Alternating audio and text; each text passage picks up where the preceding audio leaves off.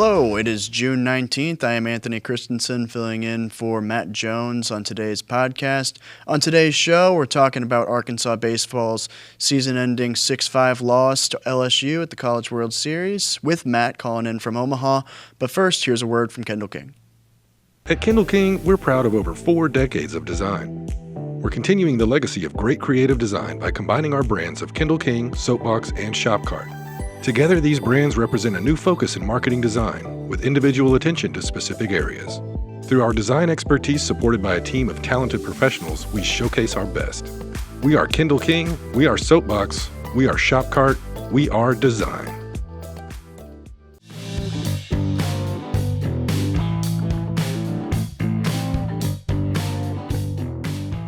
Hello! Welcome to the Hogs Sports Network Daily Podcast. I am not your host, Matt Jones, or Christina Long, or Ethan Westerman. I am Anthony Kristensen, happy to fill in here for an abbreviated version of the show, just because we've got some travel concerns, everybody kind of coming back from Omaha and everything along those lines. We've got Matt Jones on the phone here, ready to break down last night's game. Which Arkansas lost to LSU 6-5 in walk-off fashion. But first, we got to get a word in here from Bentonville Glass. Serving its community since 1971, Bentonville Glass is committed, professional, and versatile, looking for a quality leader in Northwest Arkansas, looking for skilled craftsmanship. Choose Bentonville Glass for all your glass market needs with the highest quality products. Come by and see us at 507 South Main in Bentonville, or online at bentonvilleglass.com. So, getting back to it, Arkansas baseball season ended at the College World Series last night, 6-5 against LSU in walk-off fashion in the bottom of the ninth, with some plays that didn't go Arkansas's way.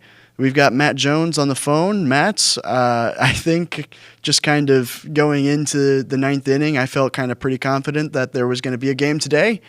I will admittedly admit that I had, that's a dumb way to put it, but I will say that I had a tweet drafted and ready to go saying that there's going to be a game tomorrow, ready to tweet as soon as the game ended, so maybe that is my fault, but that's what I've done all postseason, so don't blame me.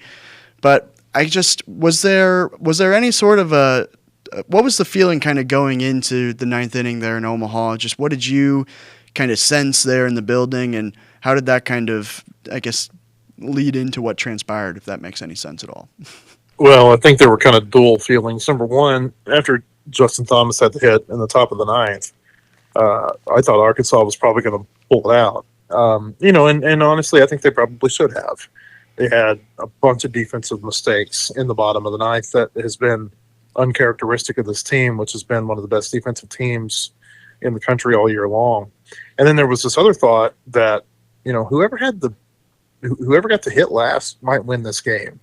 And, LSU got to be the home team last night, and they got to bat last, and, that certainly made a big difference. But, on the defensive mistakes, I think sometimes you have a tendency to rush yourself and maybe not play the way you normally would whenever it's such a big moment in a game, and certainly a big moment in a big game like it was last night. I mean, how many times have we seen Vahiva Aloy not go to second base and try to turn a double play?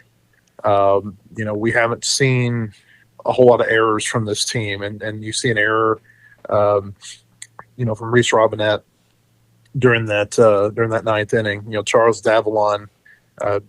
It just felt like a number of times last night, if you just make the routine play in the ninth inning, you're probably still playing today.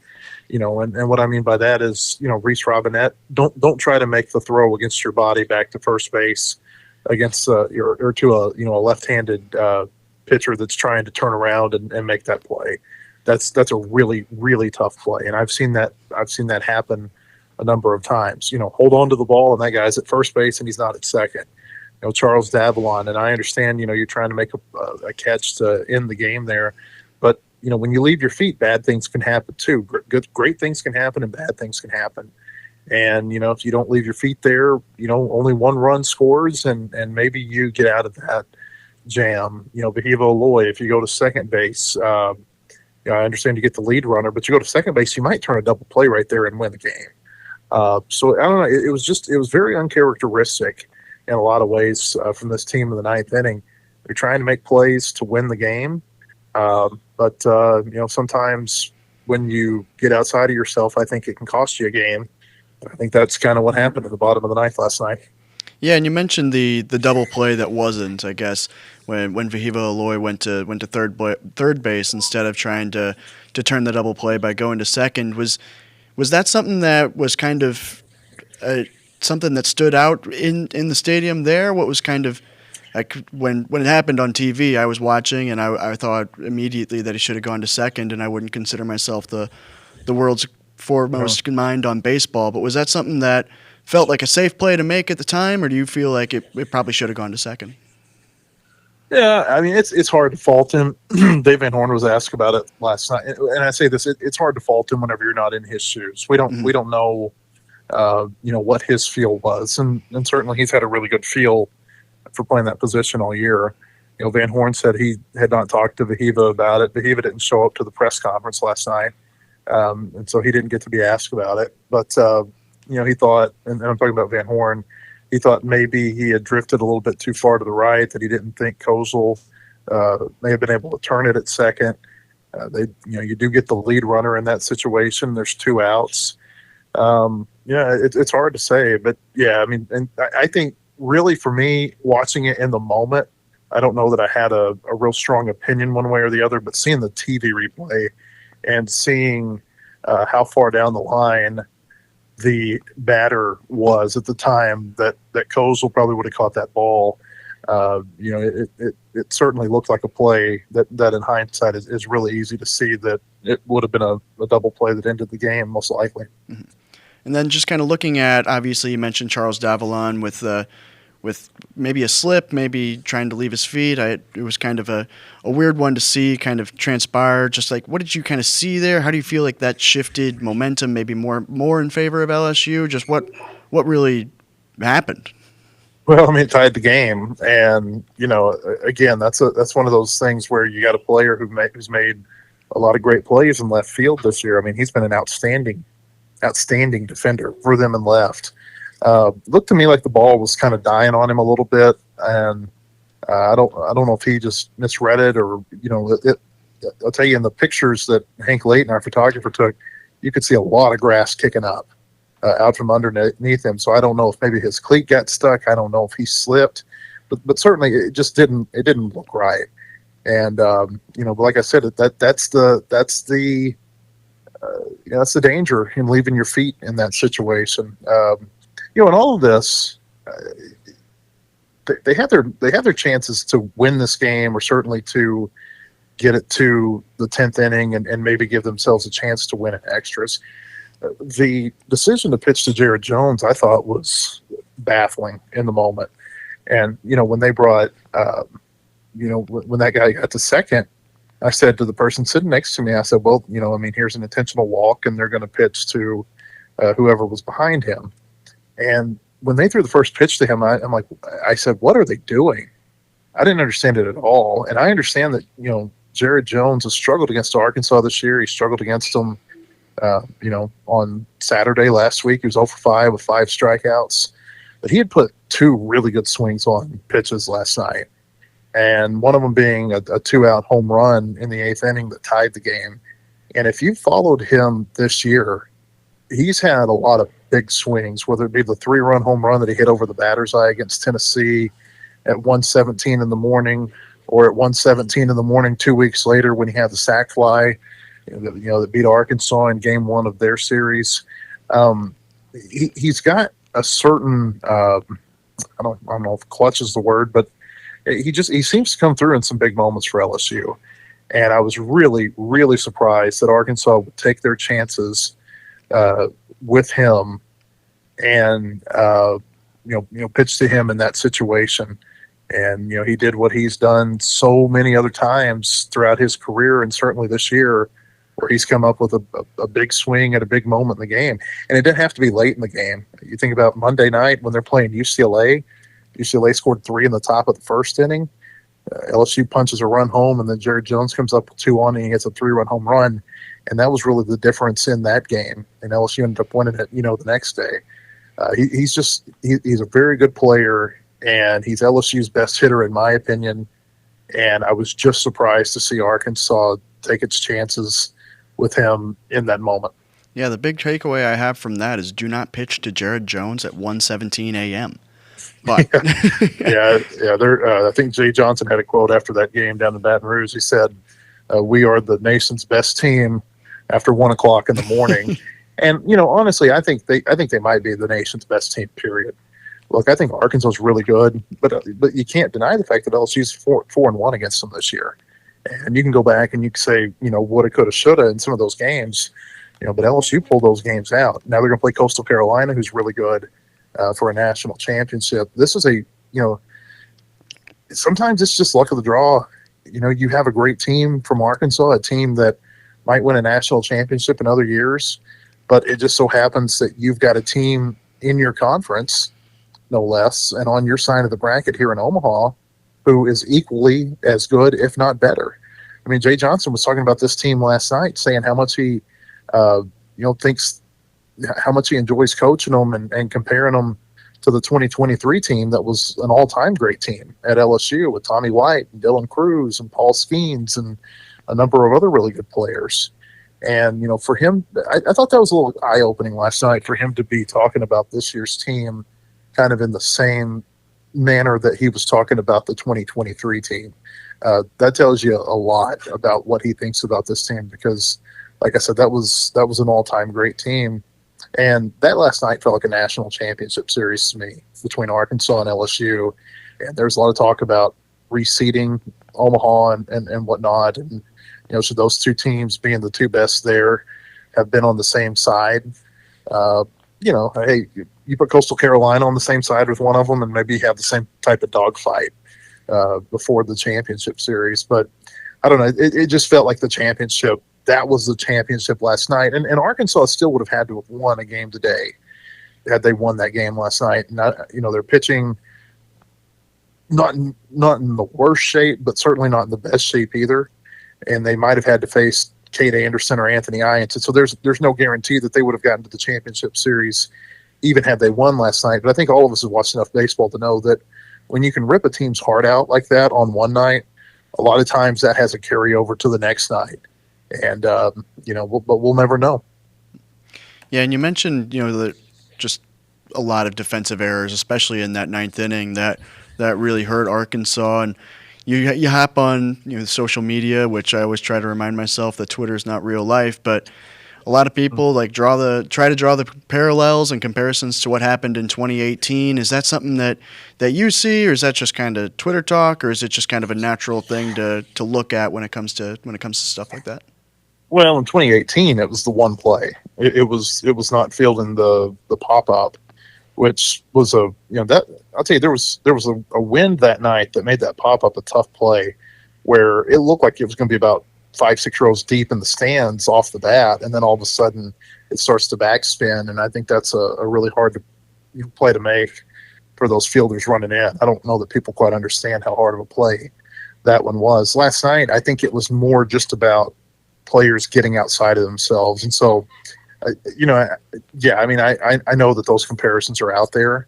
I mean, even in the lead to my story, I said, Arkansas had another gut-punching loss on a field where they've had a few.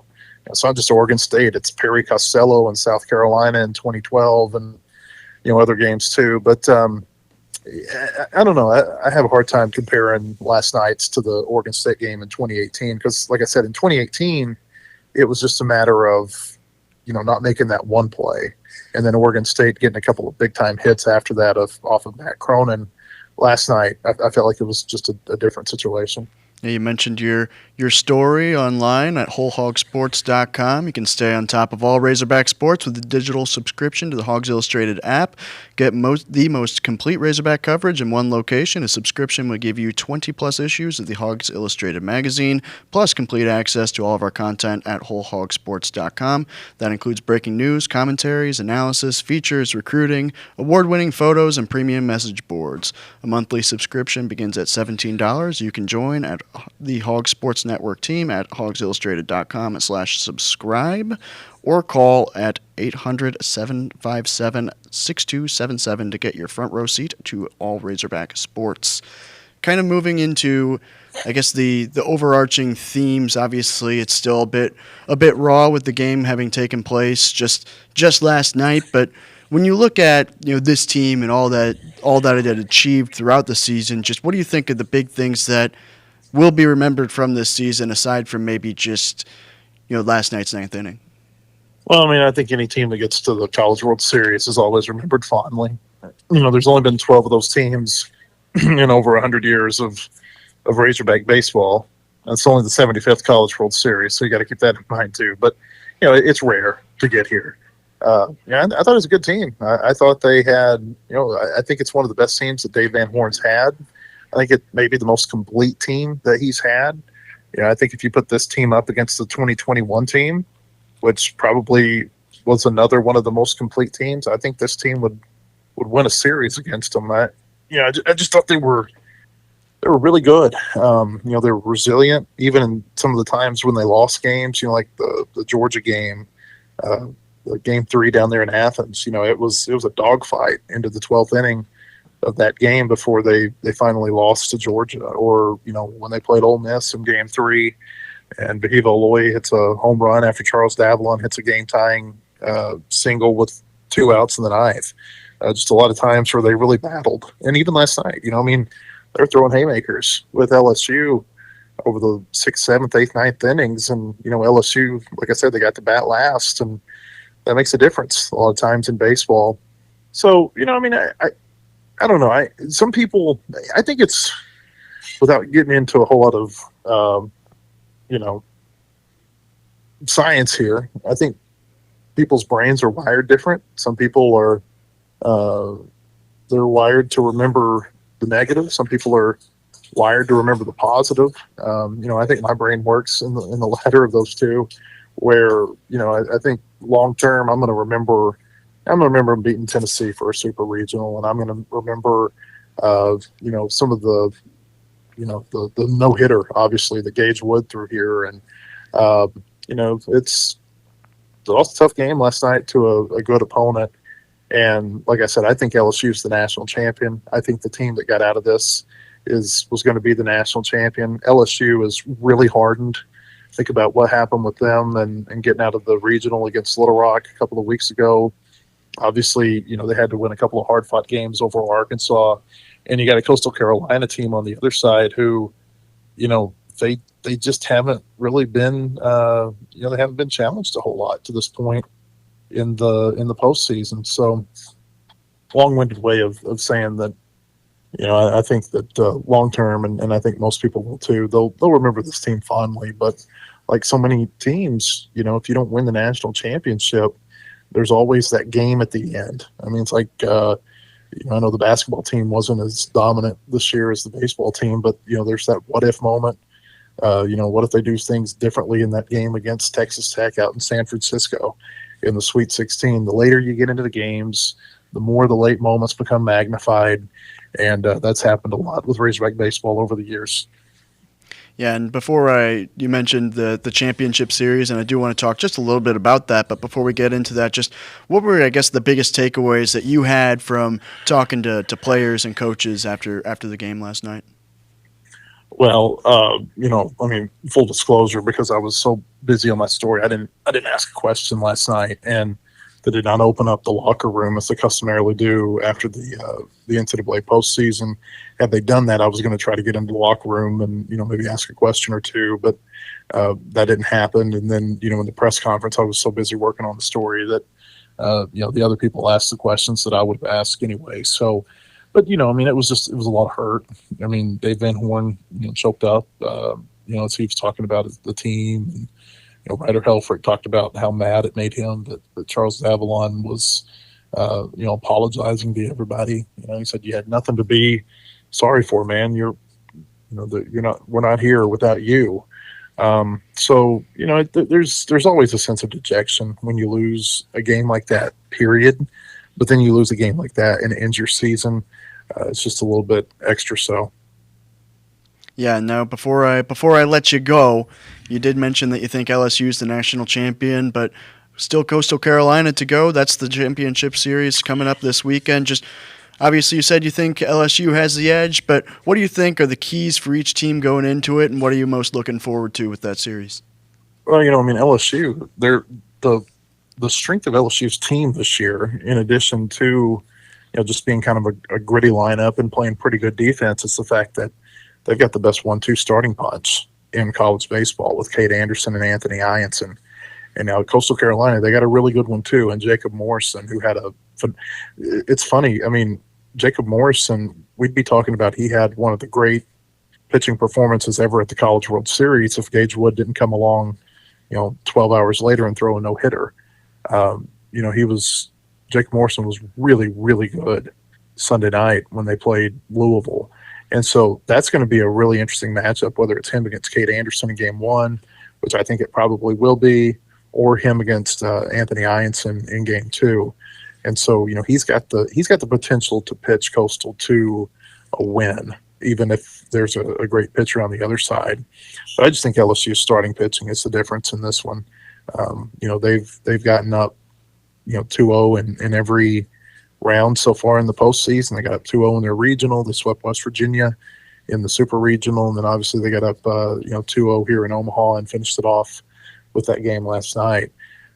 There's, to me, the being battle hardened is really a key. And like I said, LSU, they've been battle tested this postseason a lot more so than Coastal Carolina has had to be. And that is what I've got for you, Matt. Thank you for calling in. Safe travels back home. Hope you enjoyed your stay in Omaha, and we will talk to you later. Okay, appreciate it, guys. At Kindle King, we're proud of over 4 decades of design. We're continuing the legacy of great creative design by combining our brands of Kindle King, Soapbox, and Shopcart.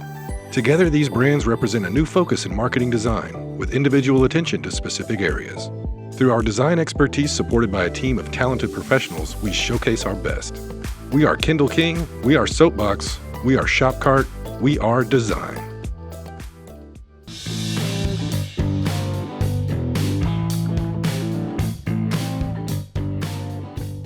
And of course, thank you for tuning in to this abbreviated version of the podcast. Hope everybody has enjoyed. Hope you stick around and listen tomorrow and whenever the other times we have podcasts and everything along those lines. But thank you for sticking around. Thanks for the abbreviated attention. And as always, we'll see you next time.